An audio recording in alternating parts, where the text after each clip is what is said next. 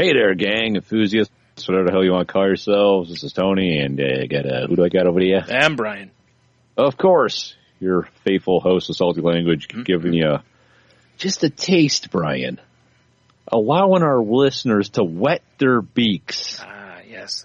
Upon what riches of entertainment they can get should they support our Patreon. Right. Ooh. Because, Brian. What an intro. Brian. Yeah. Brian. Yeah. Do you remember back when we first started podcasting and we had, stuff to talk about, but we thought it would be interesting if we talked about things in the news? I do, yeah. And first we would do the homework and we'd compare notes and all that, and then we figured out it was more fun when we had no idea what the other guy was bringing to the table. Absolutely. Yeah, that way we get a genuine response. Yep. Yeah, exactly. Well, that's kind of what we're doing here. Perfect. So I have a couple things. I hear you have a thing. I also am wielding a knife for some reason. Because why wouldn't you? Why wouldn't you? It's on my desk, so I'm playing with it. I understand. I do that a lot when we podcast. I'm looking around and I see like I have a ring over here, so I twiddle it through my fingers and, or... I was like, oh, it's my old pocket knife, so I've just been opening it and closing it. Yeah, or I got a pen with a cap on it that I pop the cap off of it and, put it back on and just sit here doing that. Just those little nervous habit things. Yeah, exactly. I need one of those. Have you seen those little like cubes that have got all sorts of little things you can fiddle with on them? They're supposed to help. I think they're called baby toys. They're like touch and learns. Basically, but no, there's these real small ones they made for adults, for people who are fidgety or have nervous energy to kind of help them. Like some of them have things you can move around. One's like a joystick on like a controller. Just little things you can just fiddle with to, I was like, I really need one of those. Fiddle for fiddle's sake? Yeah, unless it makes noise, then it's no good for podcasting. But I recommend, Brian, an oddly super sharp pocket knife. Oh, okay. What a great idea that is. Anywho. Yeah. News of the weird. Yeah. Or whatever we want to call it. That's basically what it is, however it is. Yeah. It's just news stories that when you read them, we'd either laugh or sometimes it was that they would just make us so angry almost that just we knew we would have fun laughing at the anger of them, that kind of thing. Yes. So, yeah. All right, so what do you got? Exactly. Well, I have that a scientist, the expert professor Anthony Hilton, says that the 5-second rule for food dropped on the floor is legit. What? Now, how have you felt about the 5-second rule in your life? Yeah, if it hits the floor, it's not going in my mouth. It's just, I have an issue with that. Depends on the floor and what's on what it's been done. Like, it's a wet, sticky type situation. Yeah. Sorry. Yeah, like in a theater. yeah, exactly. No, I mean like the item dropped. Oh. But yes, also in a theater. I see what you're saying. Yeah. So if you drop something that's going to pick, like a pierogi or something. Right. It hits the floor and you're like, nope. Exactly. But like if I drop like a dry potato chip, I'm like, I'm sure I blow it off. I'm sure it's fine. Sure. Okay. You know what's funny about this is a few years ago, Food Network had a show on called, was it Food Detectives? I think it was, or something like that. Right. And, Ted Allen was the host of it. And I actually think like they talked about the 5-second rule and basically they said that, it doesn't matter how long it hits the floor, like that basically once it hits the floor, germs come in contact with it and it's basically sullied at that point. I wish I had a forever unclean dropper right there. Well, what it says here is food dropped on the floor is usually safe to eat under the so-called quote-unquote 5-second rule. Germ expert, I don't know how you become that, Professor Anthony Hilton from Aston University. Is that the actual university? Yeah, I was just going to say, I think I just got a degree from there. No, I'm kidding. So there's a little to be concerned the food is only there momentarily. Okay. He's going to be demonstrating how the 5-second rule works at the Big Bang Fair, which sounds way sexier than it should be. There's going to be a lot of disappointed people paying admission there. So many. Like, I brought my keys, baby. And, obviously there's some dumb stuff here. It says, eating food that spent a few moments on the floor can never be entirely risk-free, he says. Obviously, food covered in visible dirt shouldn't be eaten as long as it's not obviously contaminated. The science shows that food is unlikely to have picked up harmful bacteria from a few seconds spent on the floor. And it says, that's not to say that germs can't transport from the floor to the food. Yeah. But here you go. Here's my, expertise kicking in.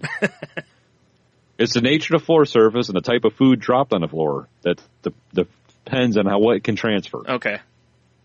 I could see that. That makes sense. You know, because and also how I would assume how well kept the surface is also. You know, this is true. Because if you're at someone's house who like never vacuums, there's going to probably just be more interesting tidbits in that carpet than if it's freshly vacuumed regularly or cleaned. You know. Yeah, so, like if I drop, trying to think of something that won't pick it, like a nice shiny chunk of chocolate. Yeah. You know, it's like that nice glossy chocolate. Mm. If I drop that in a hoarder house, that's lost to me forever. Pretty much if I drop anything in a hoarder house, I might be lost to me forever. Like if you drop your cat or something, you'd be like, well, had a good run. It also says here at the very bottom of the article that a survey of 2,000 people found that 79% of them are filthy animals of eating food off the floor. Oh, of course they are, yeah. Yeah. Yeah. I'm just picturing the Costanza thing, you know, with the cake on top of the garbage. Yes. It was like, it wasn't trash, it was on top. Exactly. You know, it's funny. I'm always saying that it's hard for me to understand how someone can look at blatant fact and just go, nope. But here I am doing that exact thing. Right. Because if that is entirely accurate, I'm still looking at it going, it was on the floor. You know? You'll have that. Yeah. I just have issues with, I have mild germ issues when it comes to stuff like that. Because I don't know what's been on the floor either. You know? I don't know. Not that I would trust my floor more than others' floors. It's just, you know, look, I don't know who's tracking dog crap through a house or things that could be bringing fecal matter in. You are to 21%. Yeah. I'm not a savage, Tony. I'm a man of leisure. If I drop a chip, my butler will bring me another one. 'Tis true. With tongs, true. because I don't want his filthy peasant hands touching it. That's fair. I thought so. So I got that. Uh-huh. I also got, and I figure this is a complete shit article. Okay. It's just going to be garbage. Okay. But I figured we'll scroll through and see what we got here. It's the 15 weirdest things that people have left behind in an Uber. Okay. Real quick, before we start, what's the weirdest? Have you ever left anything behind? No. Just my self-respect. Yeah, me either. So, okay. Possibly my self-respect. That seems maybe. Fair. Yeah. I had one Uber driver that I may have left a tiny puddle of pee. She terrified me.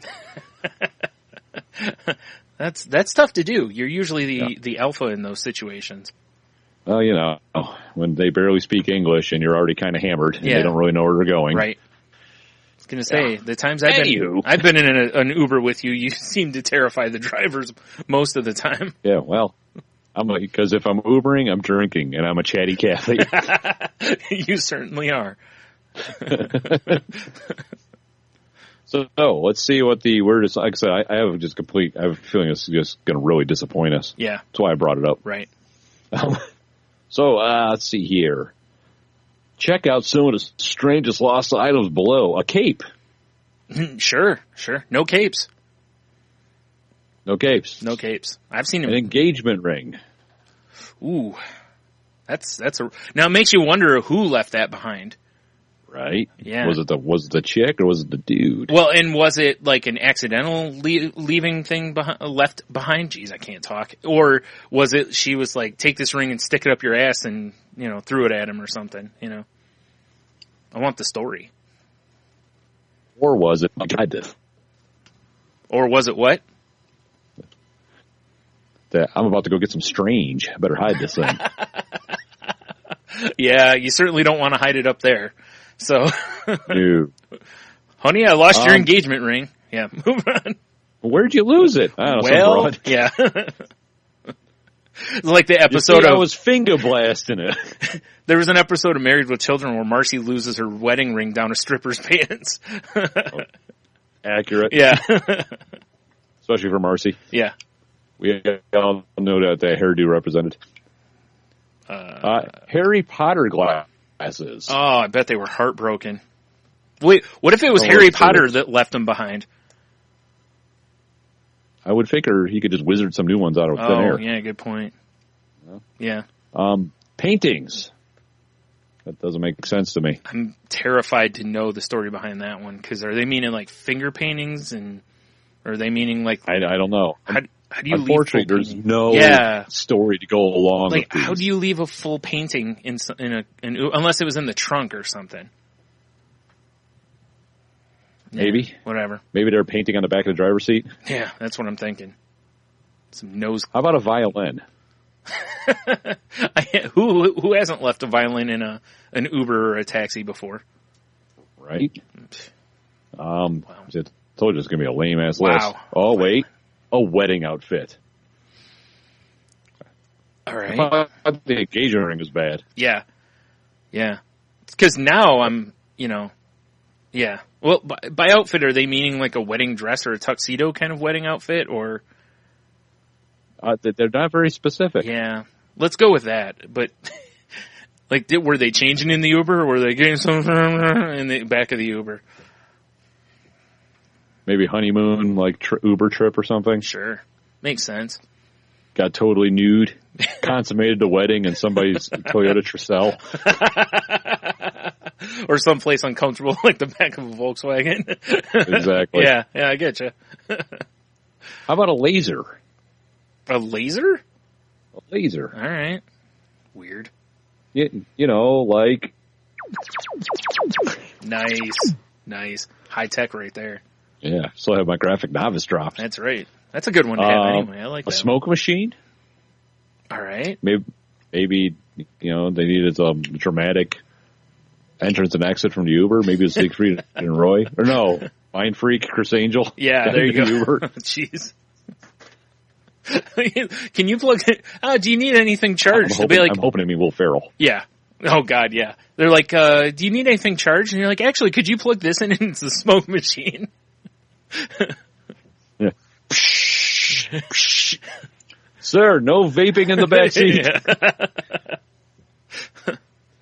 But it's dramatic vaping. Yeah. Mind Freak! Yep. But yeah, a cutout elf, which I'm hoping they mean like a cardboard cutout and not, I don't know, a stabbed little person. I don't know what that could possibly be. I thought you said Alf, like the TV Alf. show. Yeah. I was like, huh. All right. Yeah, this is a terrible list, and I really regret this list. A rubber mallet. I mean, these are strange things to leave in a car, but like most of them, you just probably look at and be like, all right, and toss them or something, I guess. Exactly. Like a rubber mallet. Who carries a rubber mallet? I don't. Well, actually, I do in my Jeep, but that's for braining reasons. Oh yeah. How about a dog sweater? Well, the dog had to get totally nude in the back. Totally nude. You know what? I'm not even going to finish this list. I'm so disappointed. We're so close, though. You had to have almost named fine. all of them. Fine. You might as Bulletproof vest. All right. Well, good thing you didn't get Southside shot after. Chicago. Yeah, getting out of the car, you get shot. I knew. My mom said to take my vest. An expensive slipper, Brian. Are they trying to be Cinderella there? Exactly. Take that Uber home before it gets to midnight, right? Yeah. Oof. Bitch turns into a pumpkin. Blam. Blam. Blam. A kite? I need to figure out who wrote this article and use my fancy pocket knife and go pay him a visit. The weird part about the kite thing is you'd think if you're taking a kite into an Uber, you just bought the kite, or you're probably going to use the kite or have just come from using the kite. How do you forget this thing in the car? It seems like your whole trip would probably be about the kite, right? You would think. Unless the kite's like your Wilson, And you had an argument on the way over, you just left him in the car. Well, the last thing that Lee Moran, so close to moron, yeah, hate this guy, wrote about was a taser. Still not that weird. Not really. Yeah. I was expecting, like weirder shit for sure. Yeah, it's kind of sorely disappointing. Yeah. Lee Moran, you're wrote on my life for the rest of your life. Delete. Yeah, exactly. Delete. In fact, I just closed it. Yeah. No one wants that tab even open. That's fair. All right. Well, let's see what I got here. So I saw this, I think, on IGN or something like this, but it's from another thing. I want to see when this is from. Okay, so it's from this year. The headline says, reality show set in wilderness taken off air, but no one tells contestants for months. That's phenomenal. What a shitty move. Let's see. It's contestants of a British reality show that marooned them in the wilderness for a year as a social experiment have returned to civilization, only to discover the series was taken off the air several months ago and no one bothered to tell them. Oh, man. I'd be so mad. I would be so pissed. Yeah, unless they gave me mad money for it. It says the program was called Eden. It assembled 23 men and women and dispatched them to a remote corner of the Scottish Highlands where they were told to set up a self-sufficient community. The group was cut off from any contact to the outside world and they had to decide on their own rules and laws, build their own shelter, grow their own food, and raise their own livestock. Wow. Very Lord of the Flies. Yeah, can you imagine? What if this thing had gone like tits up? Like, 3 people got killed in the first week, and, like... Oh my God. One, it would be the best reality. Well, it'd be on the air. Oh, you're right. Yeah. But that's fantastic. Yeah, it says no one bothered to tell the remaining contestants who reportedly endured boredom and infighting, were reduced at one point to eating chicken feed, and only emerged last week from their less than splendid isolation to discover that their fellow Brits voted to leave the European Union and Donald Trump was elected president of the United States. The network says that they plan to air footage covering the whole experiment last year. That's why it says it'll be shown, but still, I'm looking for wow, according to media reports, there were plenty of lows. 13 of the 23 contestants quit the show during the year as sexual jealousy, infighting, and hunger took their toll. Tara Zielman, the first to quit, claimed she'd been bullied, while local residents said that contestants were caught smuggling in junk food and alcohol, and some had been treated by a local dentist. We gotta have booze. Yeah. Some had been treated by a local dentist after eating chicken feed laced with grit. That's laced with grit. Yeah. Grit is my favorite type. Delicious. Yeah. Boy. It says, as of when this was posted, it says none of the 10 contestants who stuck it out to the end have spoken out about it. They may not be allowed to. It wouldn't surprise me if they're, non-disclosure. That way when the show's over, since generally it doesn't air until after it's over, that way you can't ruin things or whatever. But, yeah, good times. Good times. What a dick move. It would be great if all the contestants banded up with primitive spears and shit and just went into the studio and took over. Yeah. I agree. I hope they get some, that is real compensation for that, because that's really shitty that the show ended and they were like, let's just not bother. They were just they stopped airing it and then just was shut it all down, but, and they're like, oh, well, we'll tell them, be like, no, we don't have time for that. Let's just pull the trucks, let's get out of here. They're like, well, what about all the people in the woods? Leave them. Yeah, they're dead to us. I mean, they still shot everything, so I don't know. It's weird. That is phenomenal. Yeah.